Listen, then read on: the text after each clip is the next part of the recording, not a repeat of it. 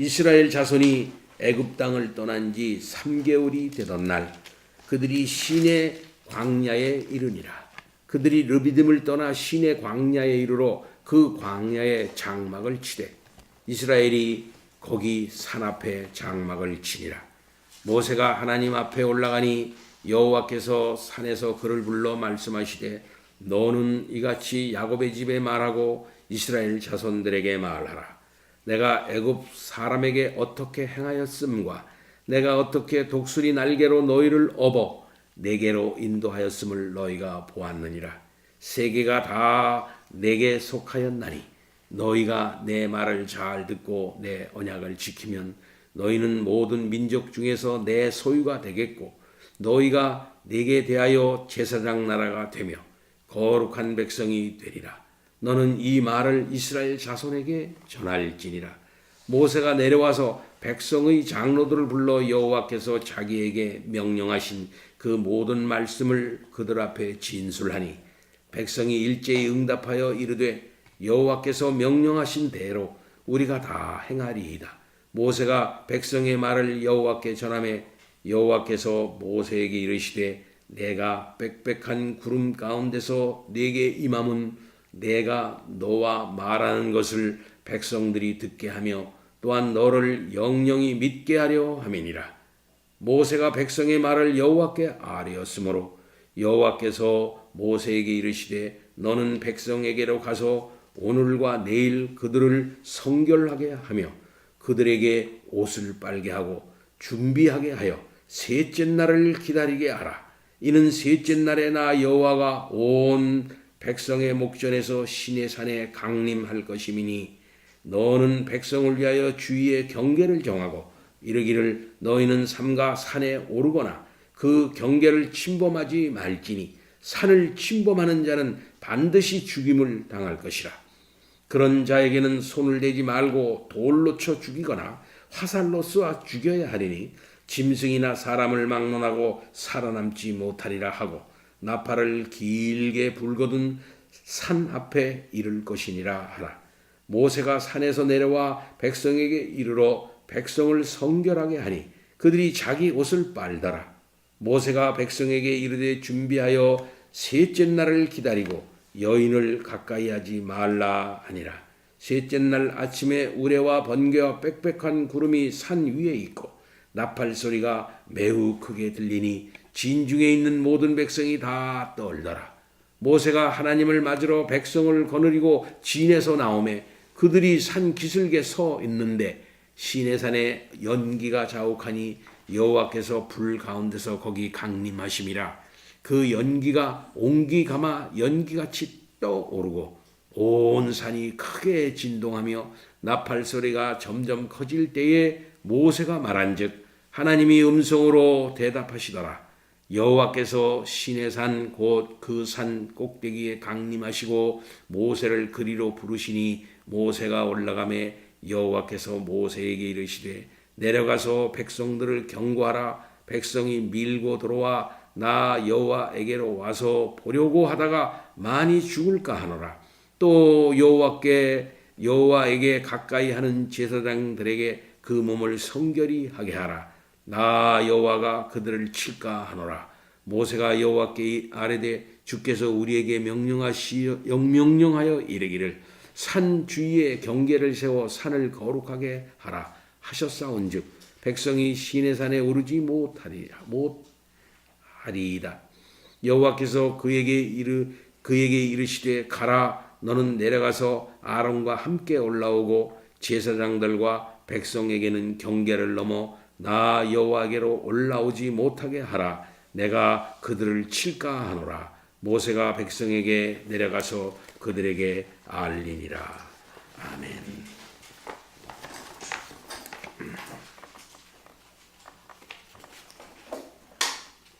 이 세상 가운데서 가장 장엄한 광경이 무엇이겠습니까? 가장 놀라운 광경이 어떤 것이겠습니까? 또 이 세상 가운데서 가장 큰 구경이 어떤 구경이겠습니까? 저는 지금도 1959년도에 아이젠하워 대통령이 이승만 대통령과 함께 우리나라를 방문을 했을 때 한강을 건너가지고 한강 인도교를 건너서 그때는 그 저쪽이 없었기 때문에 김포공항에 내려가지고서 이제 영등포로 해가지고 노량진으로 와가지고 노량진에서 용산으로 와요. 용산으로 와가지고 우리 동네인 청파동 쪽 그쪽으로 이제 지나가가지고서 이제 남대문으로 이제 들어가는 겁니다. 남대문으로 들어가서 시청으로 들어가서 광화문으로 가가지고 이제 청와대로 그때는 경무대라 그랬어요. 그쪽으로 이제 가는 그러한 코스로 카퍼레이드를 했습니다. 그때 아버지가 나를 머리에다 이렇게 등을 태워가지고서 너도 한번 봐라 하고서 봐보면서 아이젠하워 대통령과 이승만 대통령이 손을 싹 흔들면서 그 무게차 저는 처음에는 무게차라는 데가 무게가 많이 나가는 게 무게차인 줄 알았어요. 무게차라는 게 뭐냐면 껍데기가 없는 차라는 뜻이에요. 껍데기가 없는 무게차를 탁 손을 다 붙잡고 같이 가는 그 광경이 지금 눈에 선합니다. 어쩌면 그것이 어릴 때 내가 보았던 좀 높은 사람, 나름대로 세상에서 위대한 사람들을 보는 그런 영광스러운 광경이었지 않았나 이렇게 생각이 됩니다.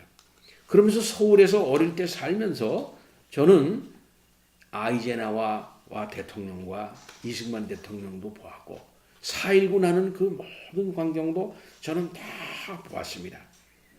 그 4.19 때에 있었던 그 만세소리들과 그 다음에는 또 학생들의 데모하는 그 광경도 봤고 또 5.16 나는 것도 사실상 저는 다 효창공원에서 그 군대들이 왔다 갔다 하고 그런 것들도 저는 눈에 다 보았습니다. 그리고 김구 선생의 그 효창공원에 있는 김구 선생의 묘지 위에서 놀면서 김구 선생 묘지 그 묘병에 올라가지고 막 타고 막 그랬어요. 그러니까 김구 선생 묘지가 애들이 올라가가지고 다 뺀들뺀들해졌어요 다. 그만큼 이승만 정부에서는 김구 선생의 그 묘지를 관리를 안 했습니다. 그냥 철커덕 해놓고서 그걸 하나를 딱 걸어놓고서 저 뒤에는 다 개구멍이 나도록 다 그냥 놔뒀댔어요. 그리고 우리는 그 속으로 들어가서 김구 선생 묘지에서 잘 놀았죠. 하여튼 이러한 위대한 사람들을 보는 그 자체가 하나의 명예고 영광이었다. 이렇게 말할 수가 있을 것입니다. 여러분의 인생에서는 어떤 것이겠습니까? 오늘 이스라엘 역사 속에서의 가장 위대한 광경, 특별히 구약 역사에 있어서의 가장 영광스러운 광경이 과연 어떤 것이겠습니까? 하나님이 시내 산에서 그의 백성들을 만나기 위해서 강림하시는 겁니다. 이 광경이야말로 얼마나 놀라운 광경인지 알 수가 없습니다. 그렇기 때문에 하나님께서는 그 광경을 보려고 자꾸 이스라엘 백성들이 자꾸 산으로 올라오고 막 밀치고 그래서 하나님의 그 어미의 손상이 갈까봐 또는 그들이 거기에 접근하는 것을 방지해서 거기에 할까봐 하나님께 올라오지 말라.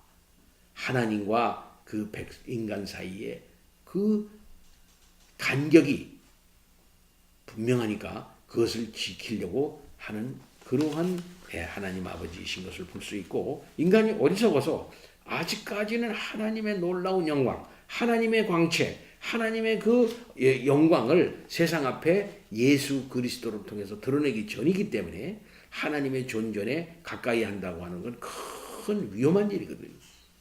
그러나 이런 하나님의 놀라우신 어미와 영광에 접근하지 못하게 하다가 나중에 하나님께서는 직접 보성인신에 오시는 거예요. 또 인카네이션 하셔서 성육신에서 오심으로 말미암아 직접 하나님의 손을 만질 수가 있는 거예요. 하나님의 아들의 손을 직접 만지고 손으로 만지고 음성을 직접 듣고 같이 숨을 쉬고 같이 밥 먹고 같이 밥상 안에서 같이 어쩌면 목욕도 같이 하고 같이 뛰어도 다니고 같이 얘기도 하고 그래도 아무 일이 없는 거예요. 그만큼 하나님께서는 자기 앞에 올 수 있는 길을 예수 그리스도를 통하여 열어주심으로 그 백성들과 함께 하시기를 원하셨던 우리 하나님 아버지이시라는 사실을 알 수 있는 것이죠. 이렇게 구약의 신해산 언약을 맺을 때, 구약의 옛 언약을 맺을 때에는 신약에 이제 그 옛 언약이 완성이 되어져 가지고 새로운 언약을 맺을 때와는 여러 면으로 다르다야, 이렇게 말할 수가 있겠습니다. 구약에서는 아직도 하나님의 그 엄청난 어미와 그 존영을 그대로 간직한 채 그 백성들에게 그대로 나타납니다. 하나님은 꼭 그런 분만은 아니지만은 그렇게 해서 하나님께 감히 접근하지 못한다 하는 사실을 분명히 하면서 하나님께서는 그 백성들 가운데 임재하시는 거죠. 한 가지 우리가 알 수 있는 것이 있습니다. 그것은 뭐냐면 하나님은 우리의 하나님에 대한 이해의 수준이 낮기 때문에 우리가 아무리 해도 하나님은 제대로 알 수가 없죠. 그렇기 때문에 하나님께서는 우리의 이해의 수준을 알아서 하나님께서는 거기에 접근하시는 겁니다. 그 국민학교 학생들에게 우리가 얘기할 때 쉽게 얘기하죠. 어려운 얘기를 안 합니다. 알기 쉽게 얘기한다 이 말이죠. 그와 똑같이 지금 이스라엘 백성들에게도 하나님께서는 그렇게 임하는 거예요. 그래서 우리가 생각해, 하나님은 이 우레소리, 번개, 빽빽한 구름, 나팔소리 막 그 자체가 하나님인가 보다. 하나님이 이렇게 생각하면 안 되는 거예요. 그렇게 그것을 동원하시면서 우리를 놀래키는 거예요. 나는 너희와 다르다. 나는 능력이 있다. 나는 이 모든 것을 다 주관한다. 라고 하는 그 놀라우신 하나님의 어미와 거룩과 영광과 그 능력을 그런 것을 통해서 나타내시면서 이스라엘 백성들에게 이제 자기 자신의 모습을 이렇게 가르쳐 주신 것이다. 이렇게 말할 수가 있습니다. 자, 이러한 사전 지식을 우리들이 염두에 두면서 우리가 본문을 이제 조금 살펴보도록 하겠습니다. 출애굽기는 크게 두 부분으로 나누어져요. 첫째는 뭐냐면 동적인 부분입니다. 또 한 부분은 정적인 부분입니다. 이 동적인 부분은 어떤 부분이냐면은 1장서부터 18장까지의 내용입니다. 곧 출애굽합니다. 출애굽하기 위해서 애굽과 하나님께서는 싸웁니다. 10가지 재앙이 이제 내려옵니다. 그 엄청난 그 출애굽의 역사가 이루어집니다. 그 다음에는 홍해를 건넙니다. 그 다음에 광야 생활이 이어지게 돼요. 이 부분은 아주 역동적이죠. 엄청난 사건이 거기에 막 있습니다. 1장서부터 18장까지 이게 동적인 여정입니다. 근데 이제 그렇게 해가지고 시내산까지 와요. 19장, 오늘 19장서부터 40장까지는 정적인 부분입니다. 움직이지 않아요. 여기서는 하나님께서 율법을 주시고 그 율법의 근거에서 제사를 하는 그러한 부분으로 나누어져 있는 것을 볼 수 있습니다. 이 정적인 부분에 있어서의 최고의 핵심은 어떤 것이냐면 시내산에서 언약을 체결하시는 것입니다. 출애굽 역사 중에서의 핵심 중에 핵심이다. 이렇게 말할 수가 있죠. 하나님이 어떤 분이신가 하는 사실을 그동안에 뭘로 알리셨어요? 10가지 재앙으로 알리셨어요. 10가지 재앙을 알리시면서 하나님께서 늘 말씀하셨습니다. 내가 누구인지를 애굽 사람들에게 알리겠다. 바로에게 알게 하겠다. 또한 내가 누구인지를 아브라함의 자손, 이삭의 자손, 야곱의 자손, 이스라엘에게 알게 하겠다. 라고 하는 사실. 나를 알게 하겠다는 거예요. 내가 여호와라고 하는 사실을 10가지 재앙을 통해서 애굽에게 알게 하고 또한 이스라엘에게도 알게 하겠다는 것이에요.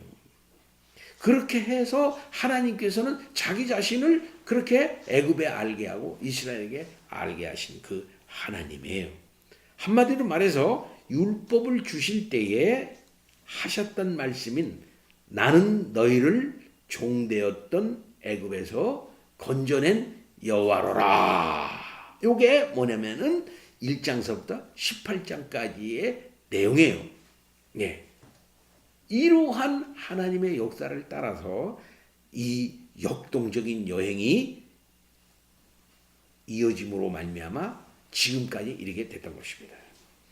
이제 드디어 그들이 하나님 아버지 앞에 딱 섰어요. 우리가 알다시피 그들이 광야 홍해를 건너가지고 경험했던 게 그동안 뭡니까?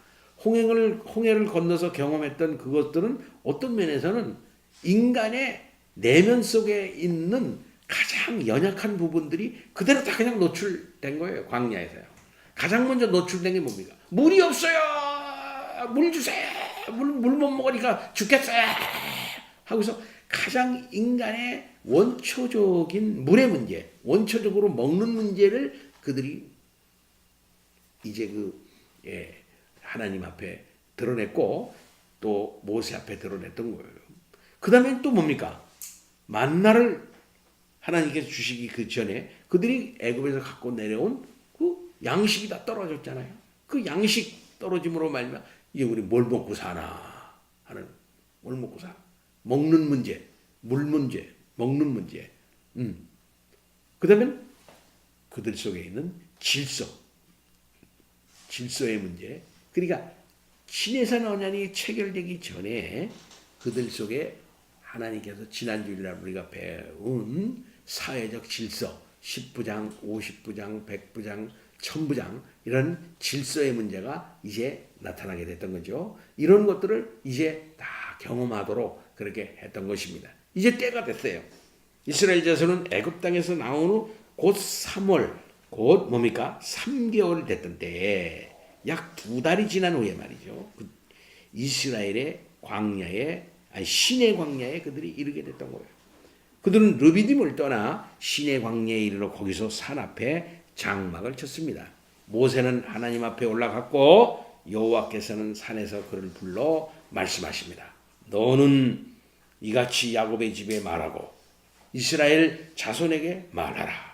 내가 애굽 사람에게 어떻게 행하였음과 내가 어떻게 독수리 날개로 너희를 업어 내게로 인도하였음을 너희가 보았느니라. 세계가 다 내게 속하였나니 너희가 내 말을 잘 듣고 내 언약을 지키면 너희는 모든 민족 중에서 내 소유가 되겠고 너희가 내게 대하여 제사장 나라가 되며 거룩한 백성이 되리라. 너는 이 말을 이스라엘 자손에게 전할지니라. 라고 모세에게 말합니다. 이제 시내산 언약을 맺기 전에 시내산 언약을 맺는 이유가 뭔가 하는 이유를 분명히 얘기하고 있는 거예요. 언약을 체결하기 전에 왜 언약을 맺으려고 하는 것인가 라고 하는 사실을 말하는 것이고, 어떤 절차를 통해서 저까지 왔느냐, 또 언약을 요구하고 맺는 당사자인 너는 누구고 나는 누구냐 하는 사실을 분명히 하나님께서 말씀하고 있는 것입니다. 예. 여기 특별히 야곱의 집이라 이렇게 말하고 있고 이스라엘 자손이라 이렇게 말하고 있어요. 이스라엘 자손을 향해서 야곱의 집이라 얘기하고 있습니다. 야곱은 누구입니까? 이스라엘은 야곱의 자손들이죠. 그리고 야곱은 누구냐면 아브라함의 손자예요. 하나님께서는 아브라함과 약속을 맺었습니다. 따라서 지금 너희들은 누구냐 하면은 내가 맹세로 언약한 아브라함의 언약의 그 결과들이 바로 너희들이다라고 하는 것을 말합니다. 너희들이 지금 오늘날 이스라엘이 됐고 여기에 있는 것은 뭐냐 할 것 같으면은 하나의 커다란 가문이다. 하나의 커다란 그 가족이다 이렇게 말하고 있는 것입니다. 내가 보기에 너희는 바로 곧 아브라함의 허리에서 나온 언약 백성들이다 이렇게 말하고 있는 거예요. 곧 이것은 하나님께서 아브라함 언약을 전제하면서 얘기하고 있는 것입니다. 곧 아브라함의 언약이 출애굽을 통해서 어느 정도 가시화됐잖아요. 가시적으로 성취가 되었다 이 말입니다. 그죠? 가시적으로 성취가 되어져 가지고 출애굽을 거쳐서 드디어 1차적인 아브라함의 자손들이 형성이 된 거예요. 그렇죠? 그래서 야곱의 집이라 이렇게 말하고 있는 것을 볼 수 있습니다. 그러면은 하나님께서 그들을 어떻게 그렇게 형성했나요? 애굽 사람에게 어떻게 행하였습니까? 근데 어떻게 행했습니까? 하나님께서. 그걸 구체적으로 얘기해요. 그거는 뭐냐면 독수리 날개로 업어 인도하였다라고 말하는 것입니다. 독수리 날개로 업었다. 독수리 날개로 업었다는 것은요, 독수리가 자기 새끼를 갖다가 훈련시키는 것을 이제 그 그림으로 삼아서 말씀하고 있는 겁니다. 독수리는 새끼가 낳잖아요. 그러면 어느 정도 크면 어떻게 하나요? 낭떠러지에 그 새끼를 떨어뜨려 버려요. 그럼 어떻게? 그냥 떨어져 잘못하면 날지 못하는 걸 죽지 않습니까? 그럼 그럴 때 애미가 싹 내려가 가지고 날개로 딱 받칩니다. 새끼를. 그래서 독수리가 딱 위에서 어미가 날면 그 위에 날지 못하는 새끼는 독수리 날개에 또 떨어져요. 그래서 그 독수리 날개에 딱 이렇게 엎혀요. 그래서 다시 그걸 갖다 올려. 다시 딱 절벽으로 올려가지고 또 올렸다가 또 떨어뜨려. 그래서 날갯짓하는 훈련을 한다고 합니다. 하나님께서는 이렇게 독수리 날개로 업어서 그들을 인도하여 냈다. 이렇게 확실하고 이렇게 분명하게 이스라엘 백성들을 보호해가지고 여기까지 이제 오게 했다라고 하나님께서는 말씀하고 있습니다.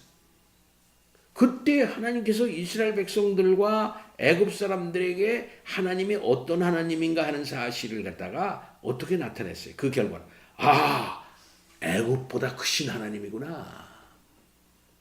애굽의 신들보다도 더 위에 계신 하나님이구나. 한번 그들이 믿는 나일강보다 큰 하나님, 그들이 믿는 모든 태양신보다도 큰 하나님, 그것들은 다 아무것도 아니구나. 하나님이 한번 말씀하시니까 그냥 이 태양이 그냥 흑암이 돼버려요. 3일 동안 말이죠. 그들이 믿는 생명을 준다고 생각하는 그 나일강, 그 생명의 젖줄이라는 나일강이 하루아침에 그냥 피로 변해요. 예. 이 모든 피조 세계와 이 모든 것들을 신령한 세계, 이 모든 것들은 다 이스라엘의 하나님 여호와가 다스리는구나 하는 사실을 분명히 이스라엘 사람들과 애굽 사람들에게 보이신 거란 말이에요. 그러니까 거기서 나온 결론은 뭐냐면 온 세계가 다 하나님께 속했구나. 하나님께 속했으니까 이거 뭐냐? 하나님이 다스리는구나. 하나님이 주권을 가지고 이 세상을 다스리는구나 하는 사실을 분명히 하나님께서 열재앙과 출애굽으로 보이시는 거란 말이에요. 그래서 온 세계가 덜덜덜 떠오른 거예요. 애굽은 그로 말미암아 왕조가 망해버렸어요. 그로 말미암아 그 왕조가 완전히 망해버렸어요. 그리고 그 소문은 이미 지난번 시간에 알다시피 광야에 있던 잡족들과 이 가나안에 있는 여러 칠족속들에게 다 알려졌어요. 벌써 소문이 다 나가지고 덜덜덜덜덜덜 지금 떨고 있는 겁니다. 떨고 있는 거예요. 여리고성도 벌써 떨어가지고 꼼짝을 못하고 있었죠. 덜덜덜 떨고 있었던 거예요. 하나님께서 그들에게 고대 세계에 하나님으로 말미암는 공포를 심었던 거야. 저 하나님 잘못 건드렸다가 이스라엘 잘못 건드렸다가 죽는구나 말이야. 우리가 지난번에서 르비딤 전투에서 생각해 보았듯이 아말렉이 쳐들어왔을 때 하나님께서 어떻게 했습니까? 아말렉을 쳐서 완전히 무찔러셨어요. 그리고 대대로 아말렉은 씨를 말려버려라. 지금도 그 족속이 완전히 없어져 버렸어요. 아예 없어 그냥 아말렉이. 근데 지난번에 살펴봤죠. 하나님이 그 족속을 아예 없애버려라고 했는데 사울이 나중에 조금 살려줬잖아요. 그게 그에게는 큰 죄였던 것입니다. 그것이. 이렇게 해서 세계를 다 하나님이 다스리신 거예요. 그래서 하나님 말씀하시기를 그런 차원에서 하나님께서는 이스라엘 백성들에게 요구하는 겁니다. 내 언약을 지키면 내 말을 잘 듣고 내 언약을 지키면 너희는 모든 민족 중에서 내 소유가 되겠고 너희가 내게 대하여 제사장 나라가 되며 거룩한 백성이 되리라. 이스라엘 백성들에 대한 하나님의 뜻을 전하는 거예요. 내 말을 잘 듣고 내 언약을 지켜라 이 말이지. 모든 민족 중에서 내 소유가 되겠고 내게 대하여 나와 특별한 관계가 되는 제사장 나라가 되고 이렇게 해서 세상 모든 속에 하나님이 어떤 백성인가 하나님이 어떤 분인가 하는 사실을 드러내는 제사장 나라 또한 구별된 백성이 될 것이다 라는 사실을 말씀하고 있습니다. 그럼 하나님께서는 이스라엘 백성들에게 뭘 요구하시는 겁니까? 이제 언약을 체결을 하고 나의 거룩한 백성이 돼야 되겠다. 나는 너희의 하나님이 되겠다. 그런 관계를 특별하게 이제 맺자라고 말씀하시는 것입니다. 이것은 아브라함 언약이 드디어 옛 언약으로 말미암아 신의 산 언약으로 말미암아 공식화되는 그런 것들을 이제 여기서 볼 수가 있어요. 이렇게 아브라함 언약의 새로운 체계적 공식화 1차적인 차원에서 그리고 마지막엔 2차적으로 완성된 언약인 예수님으로 말미암아 맺어지는 뭡니까? 새 언약으로 말미암아 이것이 완성이 되어지는 거죠. 그래서 새로운 구약의 이스라엘 백성이 이렇게 해가지고 형성이 돼요. 이렇게 해가지고 형성이 되고 마지막 날 새 언약으로 말미암아 예수 그리스도로 말미암아 새 언약 안에서 진정한 새로운 이스라엘이 참된 이스라엘이 탄생이 되는 거예요. 그렇다면 여기에 있는 하나님이 원하시는 바 내 백성이 되고 거룩한 백성이 되고 제사장 나라가 되고 하는 그것은 결국 무엇을 바라보고 있는 건가요? 예수 그리스도를 통해서 되는 마지막 날의 최종적인 제사장 나라 이스라엘 하나님의 백성 그것을 바라보고 지금 이게 하고 있는 거예요. 지금. 그래서 베드로전서 우리가 요 출애굽 공부하고 베드로전서 공부하잖아요. 그때 베드로는 뭐라고 말합니까? 베드로는 당시에 흩어진 예수 믿는 사람들을 향해서 1세기에 그 사람들에게 대해서 너희야말로 제사장이다. 거룩한 제사장이다. 너희들이. 너희들이야말로 거룩한 하나님의 나라다. 라고 그들의 신분을 확실하게 영적 신분을 그들에게 규정시켜주고 있지 않습니까?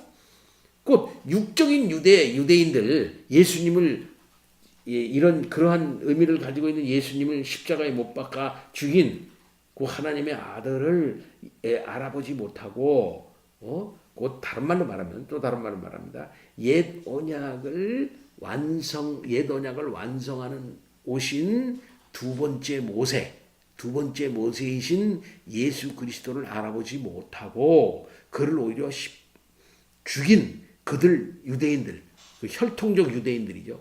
그들은 아니고 그 사람들은 아니고 진정한 참된 아브라함의 자손 하나님의 나라 제사장은 누구냐 할 것 같으면은 예수 그리스도를 믿고 의지한 사람들이다 이 말이에요. 그래서 여기 그렇게 말하죠. 분명히 내 말을 잘 듣고 내 언약을 지키면이라는 말과 그 말이 통하는 것입니다. 곧 마지막 날에 두 번째 출애굽을 완성하는 말이죠. 두 번째 출애굽을 완성해서 참된 하나님의 구원을 가져올 두 번째 모세인 예수 그리스도를 말을 잘 듣고 그를 의지하는 자들에게만 하나님의 놀라운 구원이 임하고 그들만 하나님의 나라가 되고 그들만 제사장 나라가 되고 그들만 거룩한 백성이 되는 거예요. 이러한 커다란 구속 역사의 큰 구도를 가지고 하나님께서는 신의 산에 강림하는 겁니다.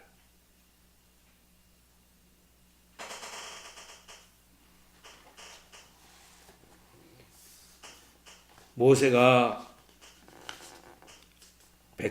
하나님의 말씀 이 뜻을 깨닫고 백성의 장로를 불러가지고 하나님께서 명하신 그 모든 말씀을 그들 앞에서 진술을 합니다. 그러니까 백성들이 일제히 말을 했어요. 여호와께서 명령하신 대로 우리가 다 행하리이다. 모세가 이 백성의 말을 하나님께 아뢰자 하나님께서는 또 그에게 말씀했습니다. 내가 빽빽한 구름 가운데서 네게 임함은 내가 너와 말하는 것을 백성들이 듣게 하고 또한 너를 영영히 믿게 하려 함이라 그랬어요. 이 굉장히 중요한 말입니다. 그럼 여기서 강조되는 게 뭐예요? 강조되는 게 지난번 르비딤 싸움 전투에서 말이죠. 모세가 손을 들면은 이기고 모세가 손을 내리면 졌어요. 그럼 모세가 뭐길래? 라는 말이 나온다면 모세가 뭐길래? 아니 모세가 뭐길래 손을 내리면 지나? 그것은 백성들로 하여금 모세의 존재가 이건 특별한 존재로구나. 이거는 우리와 다른 존재로구나 하는 사실을 명확하게 하기 위한 하나님의 방법이었던 것이에요. 곧 모세는 단순한 인간이 아니지. 거기서는 단순한 지도자가 아니야. 그래서 보통 보면 우리가 모세의 지도력을 배웁시다. 지도력을 배우고 리더십 그게 아니에요. 거기서 가르쳐 주는 거는요. 네, 신학적인 의미를 갖는 겁니다. 이건 뭐냐면 하나님과 그 백성 사이에 중보자는 이 당시에는 뭐야? 모세다 이거야. 나는 모세를 통해서 말하고 모세를 통해서 역사한다. 그러니 너는 모세의 말을 들어라. 모세에 순종하라. 모세를 통해서 주는 모든 역사에 너희는 철저히 순종하라. 이거예요. 그건 뭡니까? 계시의 통로가 하나야. 모세를 통해서 하나님께서 오고 모세를 통해서 하나님께 가는 거예요. 이게 무슨 의미를 갖는 겁니까? 굉장히 중요해요. 계시 통로가 하나로 하나님께서 딱 하시고 역사의 통로를 딱 하나로 하는 거예요. 이렇게. 그래서 모세를 떠나서는 일이 안 되는 거야. 그 모세가 손을 들면은 전쟁에서 이기고 모세가 손을 내리면 지는 거예요. 그래서 철저히 이스라엘 백성들로 하여금 모세를 의지하게 모세만 바라보게 그렇게 한 거란 말입니다. 그럼 우리가 알다시피 그 모세는 그럼 중보자네요. 신학적으로 맞아요. 그 당시는 구약의 이 당시에는 모세는 중보자였던 겁니다. 그 중보자적 의미를 갖는 거예요. 예. 인간이긴 하지만은 여기서도 마찬가지야. 하나님께서 빽빽한 구름 가운데서 네게 임함은 내가 너와 말하는 것을 백성들이 듣게 한다. 백성들이 아니 모세는 하나님과 함께 1대1로 말하네. 야 모세의 말을 하나님이 듣고 하나님의 말을 모세에게 하네. 와 모세는 계시의 통로로구나. 그럼 그 말씀 하나님께로부터 들은 그 말씀 우리한테 가져와야지. 우리가 순종해야 될 테니까. 이렇게 해서 너를 믿게 하려 합니다. 어떻게? 영영이 믿게 하려 합니다. 영영이 믿게 하려 합니다. 근데 히브리서에 와가지고 신약에 와서 예수 그리스도를 소개를 할 때 히브리 기자는 예수님에 대해서 처음에 뭐라고 말합니까? 예수가 얼마나 위대한지 아냐 이 사람들아. 너희들이 믿는 모세보다 커라고 얘기합니다. 모세보다 크신 하나님. 모세는 그 하나님의 집에 사환이었지만 예수님은 그 하나님의 집의 주인이야. 주인. 사환과 주인이 똑같아. 그만큼 높은 분이 우리 예수야 라고 얘기함으로써 앞으로 오실 그 분은 모세보다도 크고 모세를 완성하시는 분이라는 것을 묘사를 하는 겁니다. 이게 두 번째 모세죠. 예수님은 두 번째 모세인 우리 이 주님, 바로 그 주님이 하나님이 결정적으로 자기 백성을 만들고 자기 백성들을 결정적으로 구원을 시켜줄 그 분이라고 하는 사실을 알고 오직 그분 말을 통해서만 오직 그분 말을 믿도록 하기 위하여 그렇게 한 거예요. 그래서 구약의 믿음이 다 똑같아요. 구약의 믿음과 신약의 믿음이 그래서 똑같은 거예요. 구약의 믿음 다른 거 없어요. 아이고 모세님이 오시는 거야. 모세의 말을 듣자. 아이고 이게 괴롭고 쓸쓸하고 괴롭고 그래도 밥 먹을 거 없고 물 먹을 거 없고 그래도 하나님이 모세를 통해서 모든 문제 해결해 주시겠지. 모세님 하나님께 아뢰어가지고 어떻게 좀 해결해 주도록 하십시오.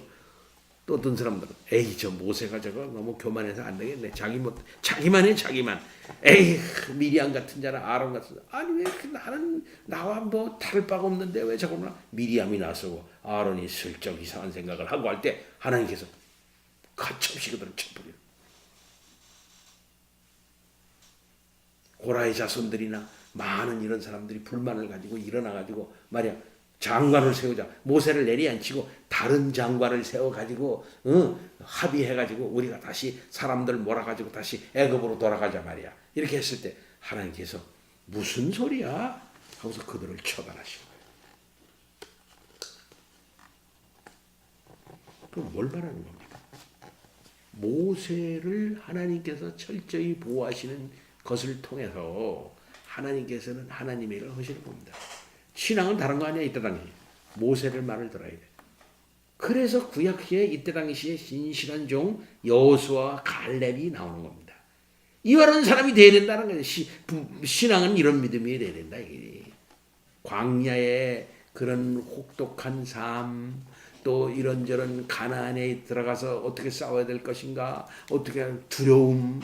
가나안에는 거인이 있다는데 거인이 어떡하나, 어떻게 싸우나, 아이고 두려움 이런 거. 아이고 이제까지 뭐 애굽을 내려앉히시고 홍해를 건너게 하시고 광야에서 밥을 먹게 하시고 이제까지 살게 하신 하나님인데 뭐 그런 것들을 두려워하랴. 모세님이 해결해 주시겠지. 하나님께서 모세와 함께 하시니까 모세의 하나님이 함께 하시겠구나. 하나님 오직 그분만을 믿고 다 의지하며 기다리고. 그래서 모세는 말합니다. 너희들을 이런저런 하지 말라. 오늘 가만히 있어라. 가만히 있어 너희들. 하나님이 어떻게 하시나. 가만히 있어라. 인간적인 모든 방법과 인간적인 모든 술수를 다 내려앉고 하나님에게 의지하며 나가라. 라고 모세가 말을 했을 때 그들이 다 그 순종한 자들은 승리할 수 있었던 거 아닙니까? 이거예요. 네게 임함은 빽빽한 구름 가운데 네게 임한다. 시내산 위에 불러놓고 네게 임함은 내가 너와 말하는 것을 백성들이 듣게 하며 또한 너를 영영토록 믿게 하려 함이라. 마지막 날 두 번째 모세인 예수를 보내놓고 하나님께서 예수님께 성령 충만 안 주시고 임마누엘 안 해주시고 자기 멋대로 한번 나가서 한번 해봐. 광야에 가서 한번 사탄하고 한번 싸매봐. 응? 우리 주님이 광야에서 40일 굶으면 인간적으로는 최대로 약한데 그때 싹 마귀가 옵니다. 그러나 그 세 번의 무서운 시험 앞에 우리 주님을 우리 하나님께서 간양 내버려 주셨어요. 성령님과 함께 하셨다. 성령이 그를 광야로 보냈다 그랬잖아. 성령이 함께 하셔주시고 말미암아 그거 이길 수 있었던 것이고, 세례 요한에게 세례를 받을 때 하늘로부터 비둘기 같은 성령이 임해가지고 성령이 비둘기라는 게 아니에요. 비둘기 같은, 항상 이거 조심해야 돼요. 사도행전 2장에도 성령은 불이 아니에요. 불 같은, 불의 혀 같은입니다. 불의 혀 같은. 그러니까 뭐 성령이 막 뜨겁다. 어떤 사람 성령 받으면 막 뜨겁다 그래. 불의 혀를 받았으니까. 아니에요. 그건 잘못된 거예요. 불의 혀 같으냐? 불의 혀 같은. 그것들이 막 임했을 때에 뭡니까? 놀라운 일과 같이 우리 주님에게 하늘이 올라와서 시내산에서 요단강에서 세례를 받을 때에 받고 나왔을 때 이는 내 사랑하는 아들이요 라고 하시면서 우리 하나님께서 성령 충만함을 그들에게 우리 주님에게 주시고 공생애를 해나갈 수 있는 성령 충만을 우리 예수님에게 주셨지 않습니까? 이렇게 해서 하나님께서는 처음부터 끝까지 모세와 함께 했던 것처럼 우리 주님과 함께 하시고, 모세를 통해서만 하셨던 것처럼 예수를 통해서만 하시고, 예수 그리스도를 통해서만, 예수 그리스도를 인해서만, 예수 그리스도와 함께 해서만 모든 문제가 해결되는 거예요. 그래서 우리 신학에서 가장 중요한 말이 있어요. 무슨 말? In Christ. 예수 안에서만. 예수를 통해서. 예수 안에서. 예수와 함께. 예수를 통해서. 중요한 말입니다. 예수로 말미암아. 그죠? 예수를 통해서. 예수와 함께.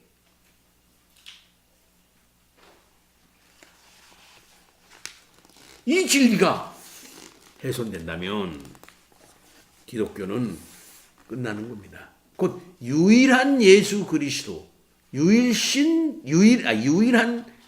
계시의 수단이시고 유일한 구원자이신 예수 그리스도를 믿는 그 믿음이 희석이 되면 기독교는 희석이 되는 거예요. 따라서 오늘날의 세계 기독교가 왜 이렇게 됐냐? 다른 거 없어요. 바로 여기에 문제가 생긴 겁니다. 아니 그죠 거룩한 마음, 그저 열정, 그저 종교적인 그런 기대, 우주와 합일되는 우주심, 자연과 합일되는 자연과 하나 되려고 하는 그런 어떤 마음, 어떤 더 종교적인 어떤 열정, 경건한 마음.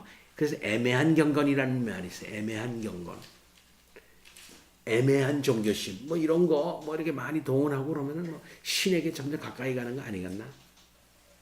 이렇게 생각한단 말이에요. 그렇죠? 그래서 굶어도 보고, 여행도 다녀서 산속에 들어가서 뭐 이렇게 좌선도 이런 거 해보고 말이야. 좀 이렇게 자선도 좀 해보고 말이지. 자기를 버리느라고 조금 뭐 고생도 좀 해보고 말이지. 뭐 이런 거 하면은 뭐 좀 뭐 일이 되는 거 아니겠나? 아니에요. 그렇게 해가지고 되는 게 아니에요. 구약에 확실하게 얘기했어요. 네게 임함은 내가 너와 말하는 것을 백성이 듣게 하며 또한 너를 영원히 믿게 하려 함이라. 너를 영원히 믿게 하려 함이라. 우리 주 예수 그리스도와 우리 주 예수 그리스도에 대한 유일한 구원자 되신 그를 통해서만 하나님 알고 그를 통해서만 하나님의 말씀 듣지 않으면 다 헛거예요. 다 거짓말이 되는 겁니다. 그러니까 주님이 와서 그 말을 한 거 아니에요. 요한복음에 우리가 다 공부했죠. 요한복음. 나를 본 자는 하나님을 보았다. 하나님 보여주시기 바랍니다. 그렇다면은 하나님 뭐 이것도 하시고 뭐 오병이어도 해주시고요. 굉장한 거 봤어요. 그 다음에 이런 것도 보고 저런 것도 봤어요. 그러나 실제 하나님은 안 보여주셨지 않습니까? 어떤 능력은 보여주셨지만 어떤 능력은 보여주신 건 사실이에요. 그러나 하나님 그분 자신은 보여주지 않았습니까? 당연히. 그러니까 이제는 마지막으로 하나님을 좀 보여주면 되겠어. 이렇게까지 제자들에게 얘기했을 때 우리 주님은 언제까지 내가 너희들과 함께 나를 본 자는 하나님을 본 자다 라고 분명히 얘기하지 않습니까? 그러니까 성경에 분명히 말합니다. 예수는 하나님의 형상이다.